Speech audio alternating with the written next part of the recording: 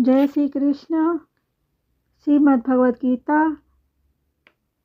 ओम श्री परमात्मने नमः। अथ तृतीयोध्यायः अवतरणिका। श्रीमद् भगवद गीता का उपदेश मनुष्य मात्र के अनुभव पर आधारित है।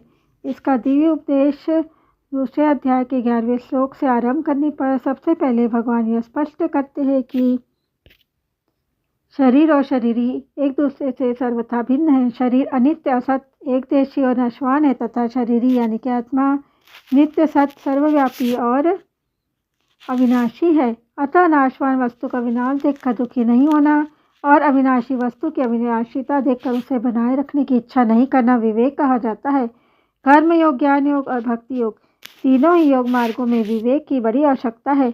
मैं शरीर से सर्वथा भिन्न हूँ, ऐसा विवेक होने पर ही मुक्ति की अभिलाषा जागृत होती है। मुक्ति की बात तो दूर रही, स्वर्गादि की प्राप्ति कामना भी अपने शरीर को अपने से अलग मानने पर ही उत्पन्न होती है। इसलिए भगवान ने अपने उपदेश का आरंभ करते ही सबसे पहले विवेक का ही वर्णन किया है। गीता का उपयुक्त विवेक प्रकरण दूसरे अध्याय के 11वें श्लोक से प्रारंभ होकर 30वें श्लोक पर समाप्त होता है। विवेक के इस प्रकरण में भगवान ने आत्मा, अनात्मा, प्रकृति, पुरुष, ब्रह्म, अविद्या, ईश्वर, जीव, जगत, माया आदि किसी भी दार्शनिक शब्द का प्रयोग नहीं किया है। प्रत्युत सभी मनुष्य सरलता से समझ सके ऐसे ढंग से भगवान ने उसका विवेचन किया है। इसका तात्पर्य यह है कि मात्र मनुष्य परमात्मा प्राप्ति के अधिकारी है, क्योंकि मनुष्य शरीर परमात्मा प्राप्ति के लिए ही मिला है। अतः उपयुक्त विवेक को महत्व देकर मात्र मनुष्य परम प्राप्ति प्राप्त कर सकते हैं। इस प्रकरण में भगवान ने बुद्धि शब्द का प्रयोग भी नहीं किया है। वास्तव में नित्य और अनित्य, सत और असत, अविनाशी और विनाशी, शरीरी और शरीर को अलग अलग समझने के लिए विवेक की आवश्यकता होती है, बुद्धि की नहीं।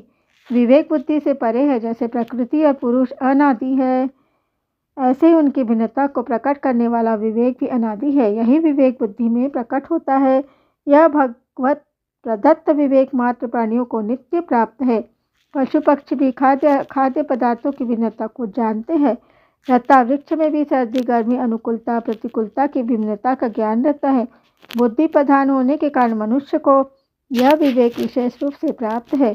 पशु पक्षी आदि में तो जीवन निर्वाह मात्र के लिए जड़ पदार्थों का विवेक रहता है, पर मनुष्य अपने विवेक से सदा के लिए जन्म मरण रूप बंधन से मुक्त होकर शाश्वत शांति प्राप्त कर सकता है। यही मनुष्य के विवेक की विशेषता है। विवेक जागृत होने पर अर्थात शरीर और शरीरी की भिन्नता का अनुभव होने पर अपने कहलाने वाले शरीर, इंद्रिया, मन, बुद्धि सहित संसार का सर्वथा संबंध विच्छेद हो जाता है, जो कि वास्तव में है, और बुद्धि शुद्ध तथा सम हो जाती है, अर्थात बुद्धि का विषम भाव मिट जाता है। कर्म योग में बुद्धि के एक निश्चय की प्रधानता है। व्यवसायत्मिक का बुद्धि रेखे है, यानी कि मनुष्य का जब अपने कल्याण अथवा परम प्राप्ति का ही एक निश्चय हो जाता है, तब उसे अनुकूलता प्रतिकूलता बाधा नहीं पहुंचाती, और इस प्रकार बिना कुछ किए ही उसकी बुद्धि स्वतः सम होने लगती है। बुद्धि को सम करने के लिए तभी तक कहा जाता है जब तक बुद्धि में संसार का महत्व, आकर्षण, खिंचाव रहता है। एक निश्चयात्मक बुद्धि हो जाने पर संसार का महत्व, आकर्षण, खिंचाव स्वतः मिटने लग जाता है। ऐसी निश्चयात्मकता की जो बुद्धि है वो होने में भोग और संग्रह की आसक्ति को महान बाधक बताया गया है। इस तरह कर्मयोग में निश्चयात्मक बुद्धि अत्यंत आवश्यकता बताने के बाद भगवान अर्जुन को समभावपूर्वक कर्तव्य कर्म करने के लिए विशेष रूप से कहते हैं। जैसे कर्मण्येवाधिकारस्ते योगस्थः कुरु कर्माणि, तेरा कर्म करने में ही अधिकार है, समता में स्थित हुआ तू कर्मों को कर। इसके साथ यह भी कहते कि दुरेण हावरम कर्म बुद्धि योगात, बुद्धि योग यानी कि समता से सकाम कर्म अत्यंत तुच्छ है। आगे कहते कि बुद्धो शरण बुद्धि युक्तो जहाति उभे स्वीकृत दुष्कृते तस्माद् योगाय युज्यस्व सोगः कर्मसु कौशलम। तू समबुद्धि का आश्रय ग्रहण कर, समतापूर्वक कभी करने वाला पुरुष पाप और पुण्य, जो समतापूर्वक करता है वो पाप और पुण्य दोनों का यहाँ जीवित अवस्था में ही त्याग कर देता है। इसलिए तू समता की प्राप्ति के लिए ही प्रयत्न कर, क्योंकि क्षमता ही कर्मों में चतुरता है। अर्जुन के मन में युद्ध न करने का आग्रह पहले से ही था। पहले अध्याय के 31वें श्लोक में अर्जुन कहते हैं, युद्ध में अपने कुल को मारकर मैं अपना हित नहीं देखता। न च श्रेयो अनुपश्यामि हत्वा स्वजन महावे। फिर 45वें श्लोक में वे कहते हैं कि अहो, शोक है कि हम लोग बुद्धिमान होकर भी युद्ध रूप महान पाप करने को तैयार हो गए हैं। अहो बत महापापम कर्तुम सीता।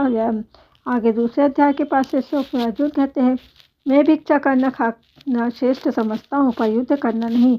चयो भोक्तुम भैक्षमपि लोके। और 9वें श्लोक में तो भगवान की आज्ञा उत्तिष्ठ परंतप के विरुद्ध अपना निर्णय ही सुना देते कि मैं युद्ध नहीं करूँगा। न योत्यसे। यह नियम है कि अपना आग्रह रखने से श्रोता वक्ता की बातों का आशय अच्छी तरह से नहीं समझ सकता।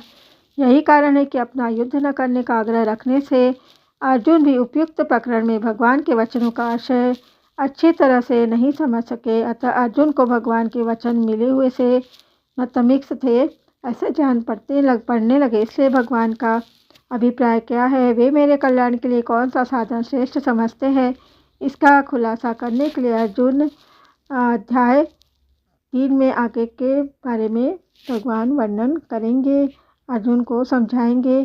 तो इसका अगला भाग में अगले वीडियो में डालूंगी। श्लोक 1 से शुरुआत करूंगी। यहाँ तक वीडियो में बने रहने के लिए आप सबका बहुत बहुत धन्यवाद। जय श्री कृष्ण। राधे राधे।